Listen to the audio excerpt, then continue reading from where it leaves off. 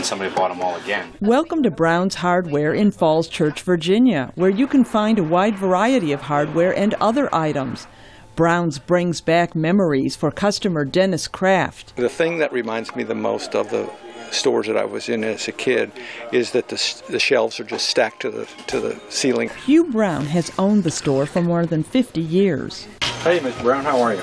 Everyone calls him Mr. Brown, even John Taylor, the store manager for 15 years. He's a great guy to work for. He's almost like working with your dad. At 83, Mr. Brown is the third generation to run this family business. It was founded by his grandfather in the late 1800s, then handed down to Mr. Brown's father. The current store, built in the 1950s, has kept these old gumball machines, and Mr. Brown still uses his grandfather's safe. He thinks the store has been successful because the customers come first. We try to, take care of them when they come in, try to have the merchandise, that they want. Bobby Beck has been coming in for 30 years to buy items for her jewelry business called Hardware. The people that work here, we're like family to me. Taylor says customers keep coming back because they trust Brown's. They know we're not going to sell them something that they don't need. Some people will come in and they'll talk to us for 20 to 30 minutes after a sale. If it's not busy, we have a good time. Despite its success, the neighborhood landmark could disappear. Competition from large national home improvement warehouses, known as the big box stores, is driving many small hardware stores out of business. Brown's customers say they don't want that to happen here. You can find things that you can't find in a gigantic store that's 10 times as big. You can always find somebody to help you here and someone who knows what you need.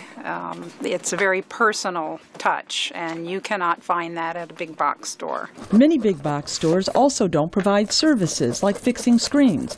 And instead of having to buy a box of nails at the big box stores, Mr. Brown sells individual nails that are weighed on a scale made in 1912. They just want a few, and they love to come back here and just pick out what they want. The store also carries soap that Mr. Brown remembers from his youth. There's no perfume or anything, and it's just like a heavy laundry soap. Taylor says some people come in just to look around and find unusual items like this owl that scares birds out of gardens. When the wind blows, it moves the head around. And this fly zapper.